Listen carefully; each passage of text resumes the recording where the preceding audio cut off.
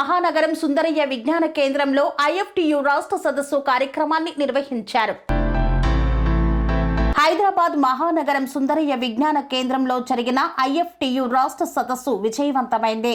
ఈ సదస్సులో doctor Aparna IFTU జాతీయ అధ్యక్షురాలు ప్రారంభ ఉపన్యాసం చేయగా ముఖ్య వక్తగా పాల్గొన్న ఐఎఫ్టియు జాతీయ నాయకుడు, కర్ణాటకలో ప్రముఖ న్యాయవాది కామ్రేడ్ బాలన్ మాట్లాడుతూ దేశంలో ప్రభుత్వ రంగ పరిశ్రమల్లో పనిచేస్తున్న కాంట్రాక్టు కార్మికులకు, అవుట్సోర్సింగ్ కార్మికులకు పని భద్రత, అపాయింట్మెంట్ నుండి రిటైర్డ్ అయ్యే వరకు కూడా పని భద్రత లేదని, పర్మనెంట్ కార్మికులు పొందే చట్టబద్ధ హక్కులు, సౌకర్యాలు లేవని, వాటి కోసం దేశవ్యాప్తంగా దశాబ్దాల తరబడి సుదీర్ఘమైనటువంటి పోరాటాలు కొనసాగుతున్నాయని, కార్మిక ఉద్యమాల ఎడల పాలక ప్రభుత్వాలు స్పందించడం లేదని, 4 లేబర్ చట్టాలను తీసుకువచ్చి కార్మికులను, పెట్టుబడిదారులకు కట్టుబానిసలుగా చేస్తున్నారని వాపోయారు. Contract regulation and abolition act 10(1) లో మీరు లేబర్ కమిషనర్ ముందు పిటిషన్ కావాలా? మేము 10 ఏళ్ళుగా పనిచేస్తూ ఉంటాము, 20 ఏళ్ళుగా పనిచేస్తూ ఉంటానా? సో మాకు పర్మనెంట్ చెయ్యి, no casual, no contract, no casual, no contract, only permanent. Permanent గా పనిచేస్తూ ఉన్నాము అని 10(1) లో. ఇప్పుడు ఈ కాంట్రాక్ట్ లేబర్స్ నోట్లో మన్నేసింది ఎవరు తెలుసా? మీకు తక్కువ సంబళము, గ్రాట్యుటీ లేదు, బోనస్ లేదు, ట్రాన్స్పోర్టేషన్ లేదు, హౌస్ రెంట్ అలవెన్స్ లేదు, బోనస్ కూడా లేదు, ప్లస్ లేదు, సోప్ అలవెన్స్ ఇచ్చేయలేదు, వాషింగ్ అలవెన్స్ ఇచ్చేయలేదు, ఇల్లు కూడా ఇచ్చేయలేదు. దీనికంతా కారణము ఎవరు?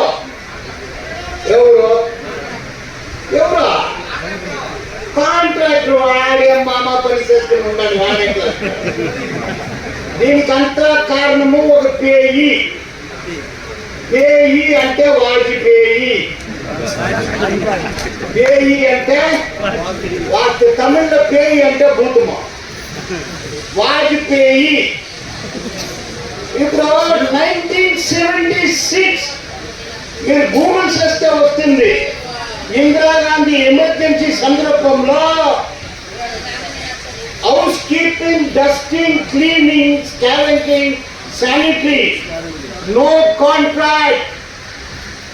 76 notification government of India, house keeping, dusting, sweeping, scavenging, sanitation के बाद से ये धीरे धीरे अंतर्राष्ट्रीय स्तर पर भी और देश के स्तर पर भी ये कोशिश जारी है कि पक्का वर्कर, सुरक्षित वर्कर, जिसकी नौकरी सुरक्षित है, जो मानसिक रूप से सुरक्षित है कि मेरी नौकरी सुरक्षित है, जिसको एक वेतन मिलता है जो कि कुछ हद तक नियमित है, जिसके लिए वो लड़कर उसको विकसित करवा सकता है, उसके पास कुछ अधिकार है जिसको वो विकसित करवा सकता है। इसके ऊपर चोट अंतर्राष्ट्रीय स्तर पर भी और देश के स्तर पर भी नई आर्थिक नीतियों के आगमन के बाद से लगातार जारी है। अगर जो साथी पुराने हैं हमारे, उनको याद होगा कि पश्चिम बंगाल में जब इफ्टू ने अपनी अखिल भारतीय कॉन्फ्रेंस करी थी तो हमारे मुख्य अतिथि थे अमित भादुड़ी, जिन्होंने हमारे सामने एक पेपर पढ़ा था जिसमें उन्होंने बताया था कि अंतर्राष्ट्रीय स्तर पर मजदूर वर्ग को अधिकारहीन करने के लिए, उससे उसका आत्मविश्वास छीनने के लिए किस तरह से पूरे दुनिया में कोशिश है कि वर्कर को परमानेंट से इम्परमानेंट कर दे, यानी कि स्थायी से अस्थायी कर दे, अलग अलग नामों में। उस समय जो नाम जिक्र में था वो ये था कि भाई हम परमानेंट से इसको कॉन्ट्रैक्ट वर्कर बना देंगे, कॉन्ट्रैक्ट जॉब को कॉन्ट्रैक्ट कर देंगे, जॉब को डेली वेज कर देंगे। ये शब्द उस समय पर इस्तेमाल होते थे। उस समय भी इफ्टू ने कुछ पहलकदमी की और हमारी कोशिश रही कि हमारे जैसी समझ रखने वाले जो केंद्रीय ट्रेड यूनियन सेंटर्स थे उस समय हमने कोशिश की कि उनको एक प्लेटफॉर्म पर लाकर और ठेका कर्मचारियों के सवाल पर, उस समय आउटसोर्सिंग शब्द बहुत कम था, ये शब्द बहुत कम था। हमने तमिलनाडु में चेन्नई में एक अखिल भारतीय सम्मेलन का आयोजन किया, जिसने कॉन्ट्रैक्ट वर्कर के सवालों के ऊपर ध्यान आकर्षित किया, उसके ऊपर हमने चर्चा की।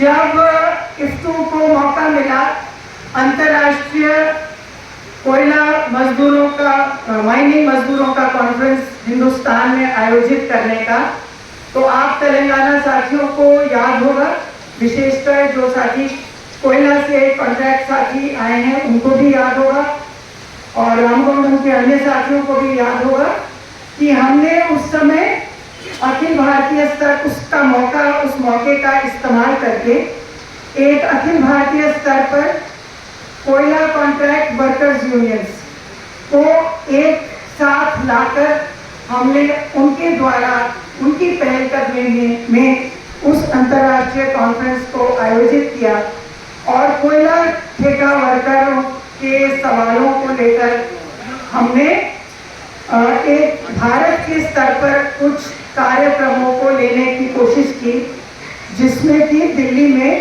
एक ऑल इंडिया प्रदर्शन और धरना हमने रखा।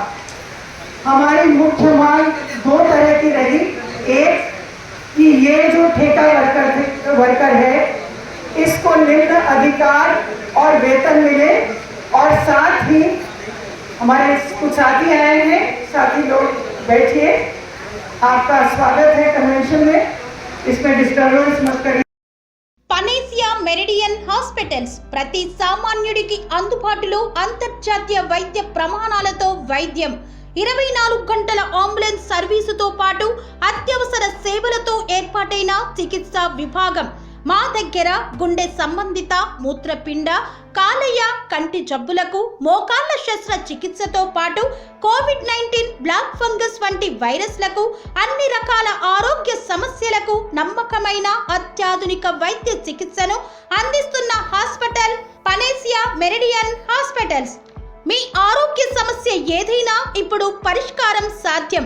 సంపూర్ణ ఆరోగ్యం కోసం సంప్రదించండి panacea meridian hospitals, opposite Beeramguda Kaman, RC Puram, Sangareddy district, pin code 502032. సంప్రదించాల్సిన ఫోన్ నెంబర్ 0845524177 మరియు 7893757770.